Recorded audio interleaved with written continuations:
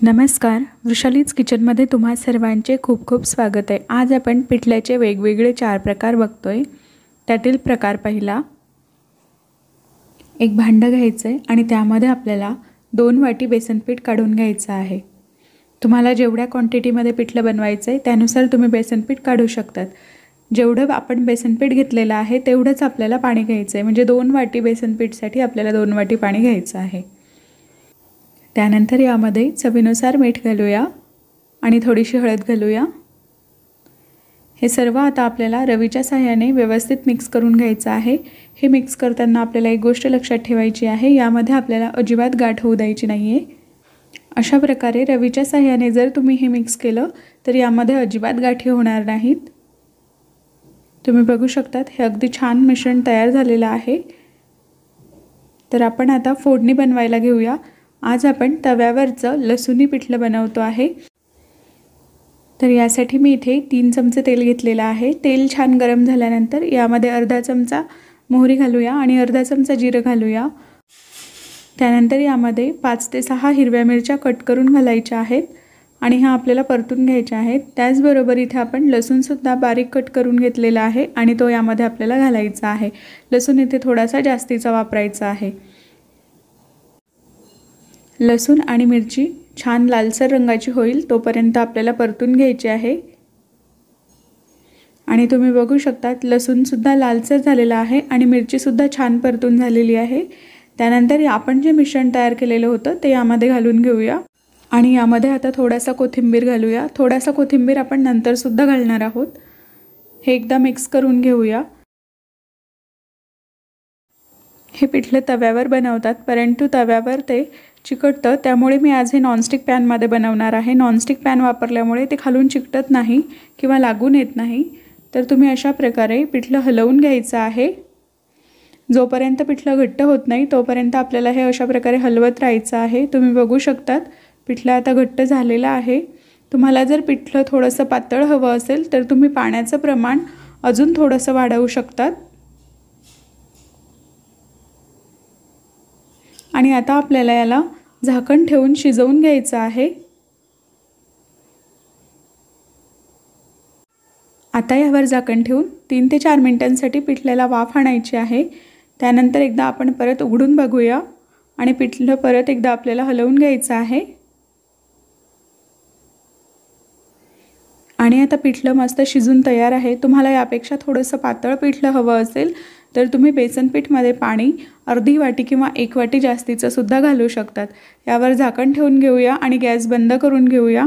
पिठलं मस्त शिजलेलं आहे। यावर आपण आता थोडीशी कोथिंबीर घालूया आणि मस्त झणझणीत पिठलं बनवून तयार आहे।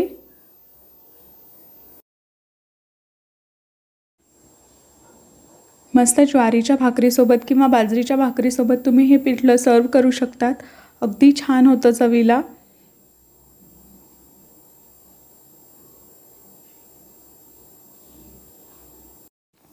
पिठलं वाढताना यावर थोडंसं तेल घालायचं, जेणेकरून आपल्याला हे एकदम कोरडं वाटणार नाही।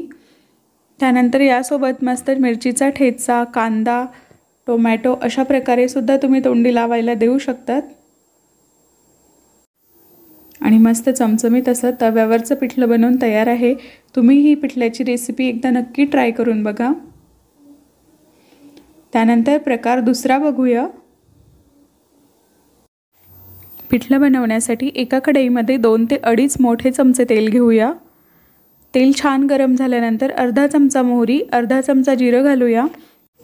त्याचबरोबर 8 ते 10 लसूण पाकळ्या बारीक कट करून घालूया आणि 4 ते 5 मिरच्या आपल्याला कट करून यामध्ये घालायच्या आहेत।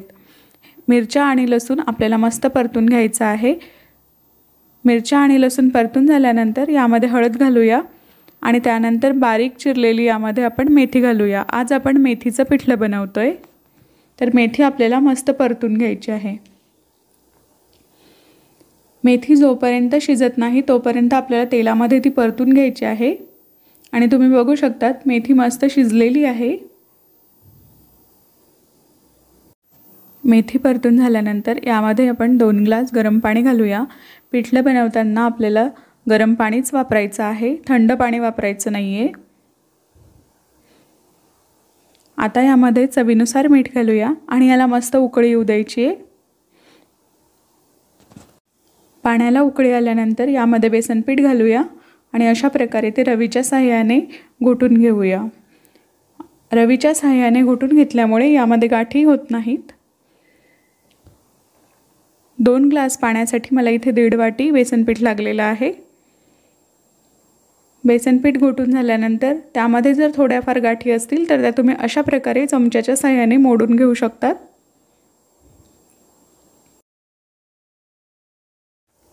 आणि हे बघा, आता पिठल्यामध्ये एकही गाठ राहिलेली नाहीये, अगदी छान प्लेन पिठलं तयार झालेलं आहे। आता कढईवर झाकण ठेवून आपल्याला पिठलं मस्त 5 ते 7 मिनिटांसाठी शिजवून घ्यायचं आहे। मधून याला एकदा परत हलवून घ्यायचं आहे। 3 ते 4 मिनिटांनंतर झाकण काढून अशा प्रकारे पिठलं आपल्याला हलवून घ्यायचं आहे आणि यावर परत झाकण ठेवून पिठलं अजून 3 ते 4 मिनिटांसाठी शिजवून घ्यायचं आहे। तर 5 ते 7 मिनिटांनंतर अगदी छान पिठलं शिजून तयार होतं आणि आता मेथीचं पिठलं बनवून तयार आहे।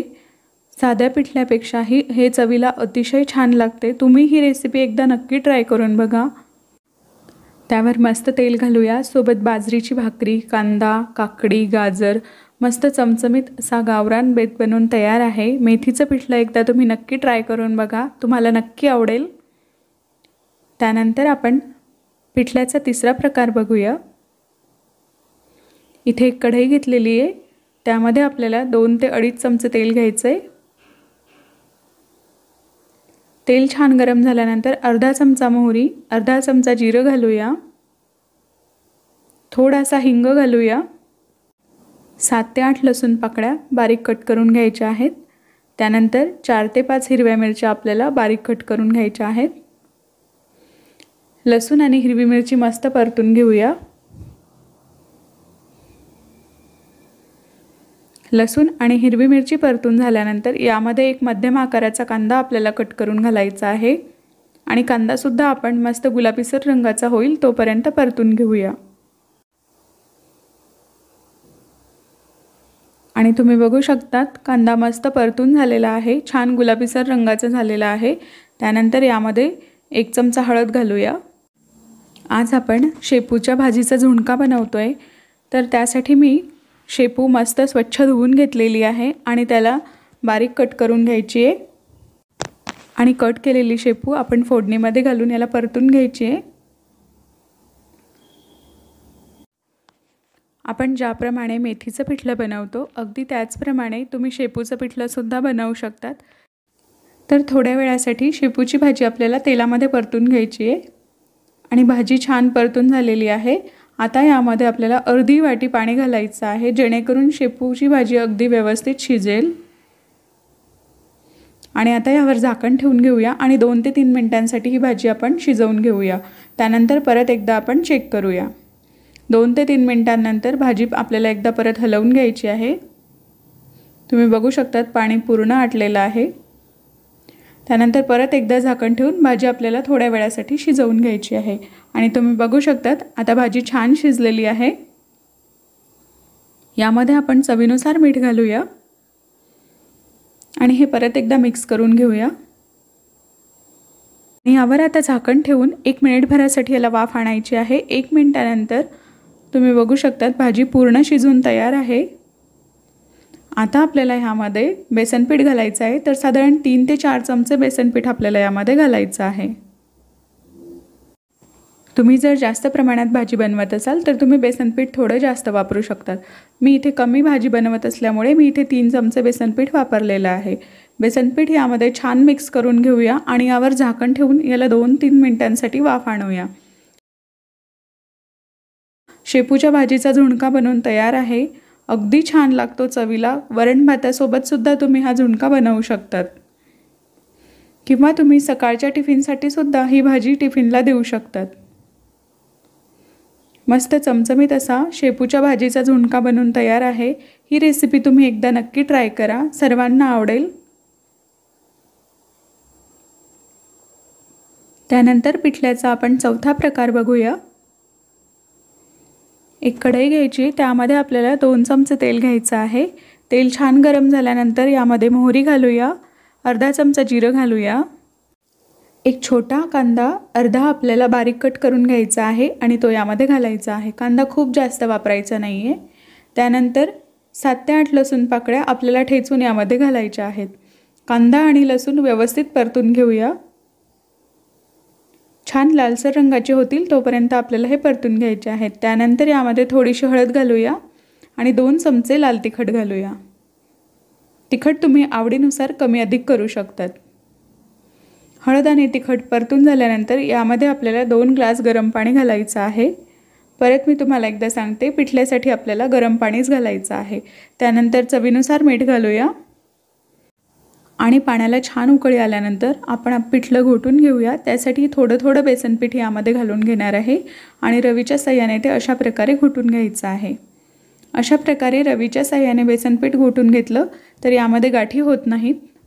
पिठलं अगदी छान प्लेन तयार होतं। तर इथे आता पिठलं मी घोटून घेतलेलं आहे आणि यामध्ये जर थोड्या बारीक गाठी असतील तर त्या आपल्याला अशा प्रकारे चमच्याच्या साहाय्याने मोडून घ्यायच्या आहेत।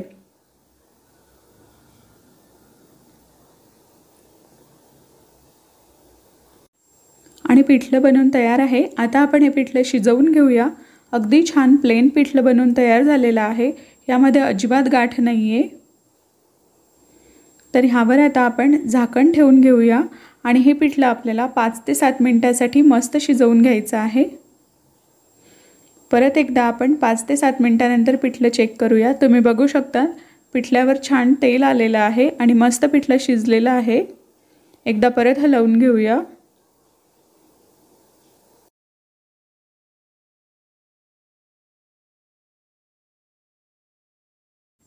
पिठलं शिजून झाल्यानंतर यावर मस्त भरपूर सारी बारीक चिरलेली कोथिंबीर घालूया आणि याला मिक्स करून घेऊया। तर मस्त चमचमीत असं पिठलं तयार आहे। ज्वारीच्या भाकरीसोबत, बाजरीच्या भाकरीसोबत किंवा भातासोबत सुद्धा हे पिठलं अगदी छान लागतं। सोबत जर मिरचीचा ठेचा असेल तर अजूनच छान। तर आज बनवलेल्या पिठलं रेसिपीज तुम्हाला कशा वाटल्या मला कमेंटमध्ये नक्की सांगा। आवडल्या असतील तर व्हिडिओला लाईक, कमेंट आणि जास्तीत जास्त शेअर करा। त्याचबरोबर असेच नवनवीन व्हिडिओज बघण्यासाठी वृषालीज किचन चॅनलला सबस्क्राईब करा। परत पुन्हा भेटूया अशाच नवीन रेसिपीसह। तोपर्यंत बाय बाय।